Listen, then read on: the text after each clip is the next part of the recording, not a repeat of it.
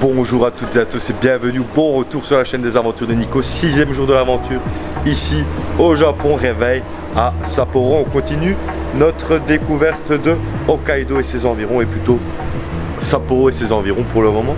Aujourd'hui on va aller à Josankei Onsen, qui est un petit village thermal situé à même pas 1 heure en bus de Sapporo, qui est très joli. Et en plus de ça il y a une festivité un peu spéciale, mais ça je vous le montrerai après. D'abord petit déjeuner des champions, 1 heure de bus, et après je vous fais découvrir Josankei Onsen pour ce début de matinée.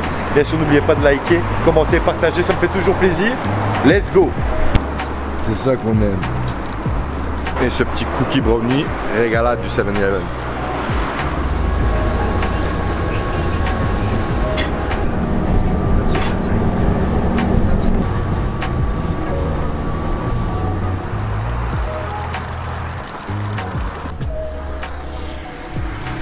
Après une petite heure en bus bien serré depuis Sapporo, nous voilà à Josankei Onsen, l'un des villages thermaux les plus célèbres d'Hokkaido, ici pas loin de Sapporo. C'est vraiment une petite excursion top d'une journée à faire, ou bien même d'une journée, une nuit, parce qu'il y a 20 ryokan ici dont vous pouvez profiter, parce qu'il y a énormément de sources chaudes, etc. Mais bon, moi je viens juste ici une demi-journée profiter tranquillement. Et en fait il y a 2 périodes pour venir vraiment profiter de Josankei Onsen. C'est soit en automne parce que c'est entouré de montagnes et donc avec les momiji et tout ça c'est magnifique, ou alors durant la période de mai pour Koinobori, qui est la fête des enfants, parce que le village, oui c'est un village, la ville ou le village d'Onsen affiche, met en valeur plein de carpes Koinobori, des immenses partout, et c'est vraiment très joli à voir. Et en plus de ça, quand il y a des sakura, c'est vraiment le combo parfait. J'ai hâte de vous faire découvrir ça petit à petit. C'est parti, let's go.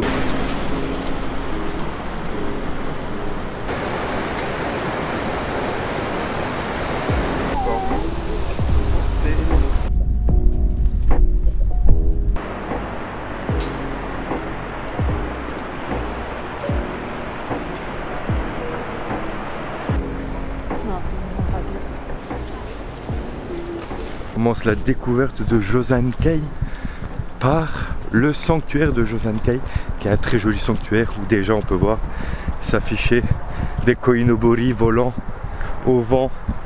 Magnifique.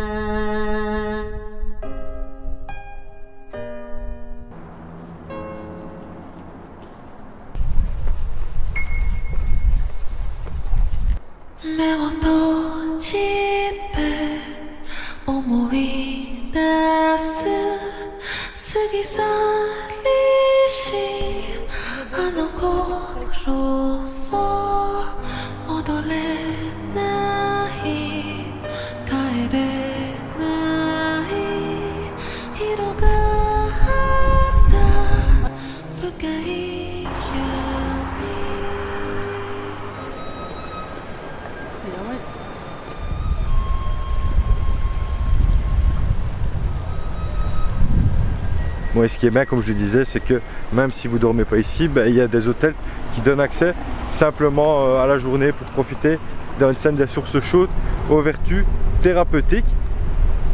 Et c'est plus ou moins 1000 yens à chaque fois. Et sinon, il y a plein aussi de food baths, donc des ashiyu d'où vous pouvez profiter.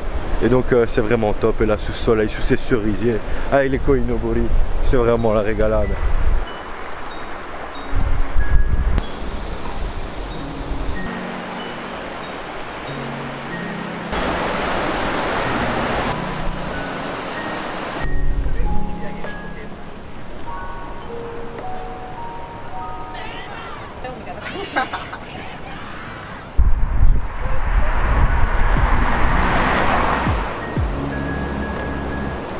Ouais, le symbole de cette petite bourgade, c'est le kappa, ce personnage folklorique de la mythologie japonaise. Et en fait, l'histoire raconte qu'il y a un enfant qui s'était noyé, et 1 an après, il est réapparu dans les rêves de son père en disant qu'il était marié avec un kappa, qu'ils avaient des enfants kappa et qu'il était heureux. Et depuis, personne ne se serait noyé. Et en fait, la légende du kappa, elle est super intelligente, parce qu'elle est racontée aux enfants pour les éviter de s'approcher de la rivière parce que c'est un monstre qui capture les enfants près de la rivière et c'est pour leur faire peur et ben c'est pour éviter justement qu'ils essayent de se noyer et tout ça. Ils sont vraiment malins au Japon.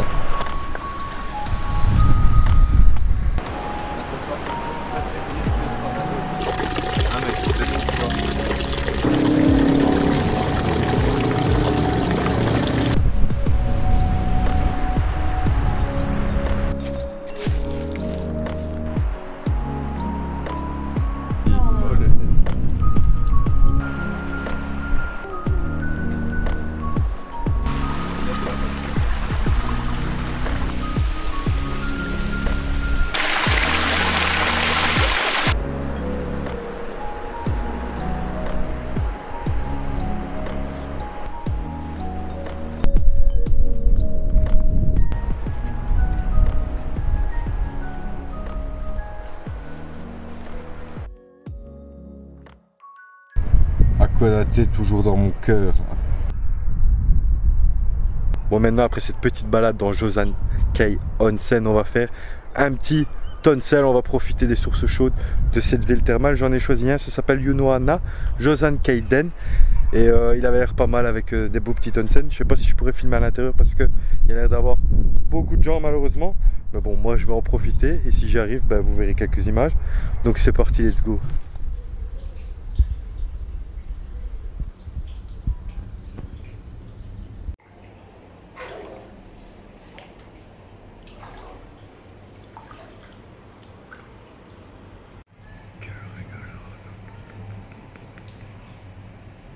Et franchement, il était vraiment top cet onsen que j'ai pris. J'ai payé 950 yens, soit plus ou moins 6 euros. Et il y avait plus de 7 bains. Il y en avait extérieur, intérieur, sauna, jacuzzi. J'ai filmé un petit peu dans la grotte parce que c'était top, mais et qu'il n'y avait pas de gens. Donc voilà, vous n'aurez pas beaucoup d'images, mais je vous conseille vraiment cet établissement. Et en fait, Josan-kei Onsen, c'est pas très grand, mais quand tu habites, je pense, du côté de Sapporo, que tu es en voyage sur Hokkaido, ça vaut la peine de venir dans ce joli village ici, ben, surtout à cette période-là, et dormir une petite nuit parce que franchement, les établissements ils sont top. Là, les bains ils m'ont mis bien, ils m'ont retapé un petit peu avec leur petite vertu thérapeutique, donc ça fait vraiment du bien. Maintenant, on va continuer la petite balade. Je vais peut-être aller me chercher un truc au Lawson ou 7-Eleven pour dire de me réhydrater. Est-ce que l'alcool ça réhydrate? Je pense pas, mais bon, peut-être un petit verre, c'est l'heure de l'apéro. Et en fait, pour la petite anecdote, pour la petite histoire, Josan-kei Onsen, sa réputation elle vient du fait qu'il y a un moine qui s'appelait Mizumi Josan qui a aidé à sauver des malades, qui a soigné des malades, etc. grâce aux vertus thérapeutiques des sources chaudes qui est ici il y a plusieurs siècles. Et au fur et à mesure, on a entendu parler de ses exploits entre guillemets. Et donc la station thermale s'est développée. Elles sont réputées pour être chargées en soufre, en bicarbonate, en sodium. Et tout ça, ça aide contre la fatigue, les problèmes d'anémie, les problèmes cutanés, les brûlures, etc. Donc vraiment, ça fait du bien de se baigner dans ces sources chaudes.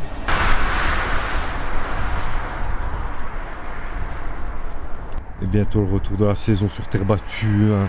Imaginez-moi lancer des revers longue ligne sous les cerisiers. Oh, ah ouais, je vous l'ai pas dit, mais je me suis fait un peu ken parce que j'avais pas de comment on appelle ça, de towel, j'avais pas d'essuie. Et donc j'en ai pris un, elle m'a mis un set complet avec un pyjama et tout dedans. J'ai payé 400 yens et maintenant je me retrouve avec ça. Fait chier. Mais bon, je vous montrais mon nouveau petit pyjama qui vient du Japon. Hein.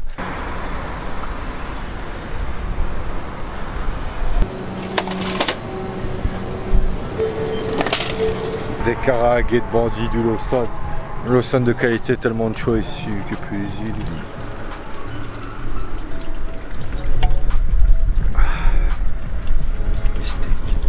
Après cette petite balade gourmande, au Lawson, on continue notre balade au cœur de Josan-kei Onsen.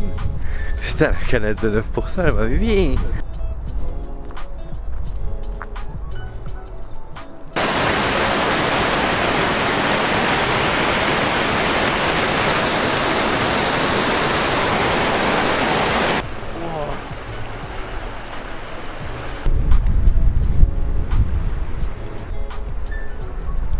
c'est le coup de cœur du voyage à Hokkaido, hein, pour le moment, cette petite ville thermale, vraiment cool.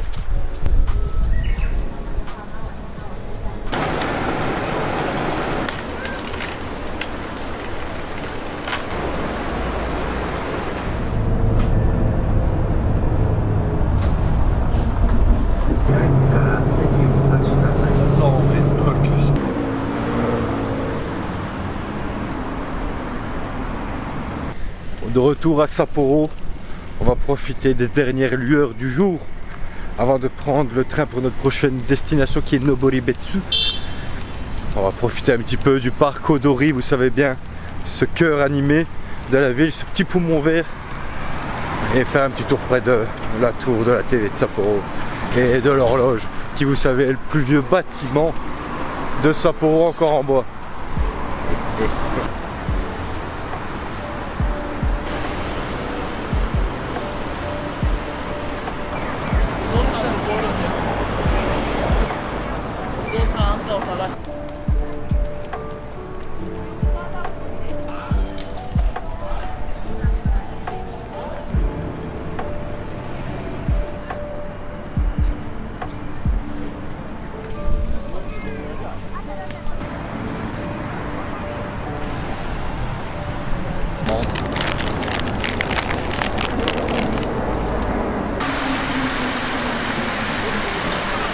Quelle ambiance ici à Odori Park. Je garde toujours un très bon souvenir. Certes, il a fait bon, donc ça joue beaucoup. Mais Sapporo, c'était quand même très chouette. Maintenant, il est temps de retourner à l'hôtel, reprendre nos valises et direction de Noboribetsu.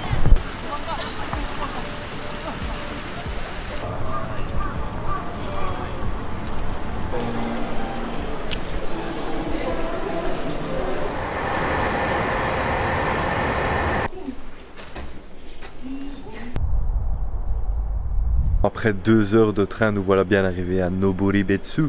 Si on est venu ici, c'est parce qu'il y a vraiment un site, un spot très intriguant à venir voir, qui a l'air vraiment spectaculaire, mais ce sera pour demain parce que là il est déjà tard. Donc on va aller s'installer à l'hôtel et après ensuite on va essayer de trouver à manger, même si j'ai déjà vu qu'à cette heure-ci il n'y avait plus grand chose. Donc bon, c'est pas grave. Mais en tout cas ici, comme vous avez pu le voir, c'est la ville des Oni, c'est la ville des monstres mythologiques, folkloriques, japonais. Et c'est vraiment cool. Et en plus de ça, il y a des plaques Pokémon encore une fois ici. Ça va être le feu, ça va être le feu.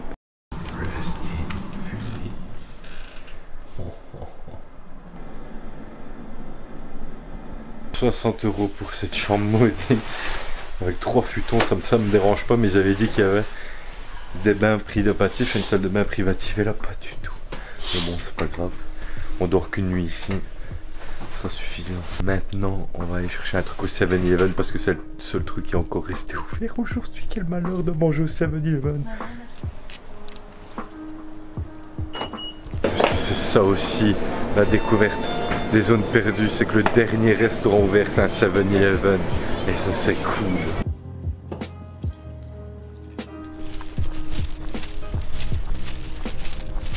Il n'y a vraiment personne dans cette ville fantôme, quelques guest house et tout. C'est vraiment cool. Quand même une petite marche digestive. Après ce délicieux repas du 7-Eleven, dans cette toute petite ville fantôme, on va aller voir. Parce que oui, ici encore il y a une plaque Pokémon. Et ça c'est le feu de Dieu, c'est la 3e du voyage les amis. Hello.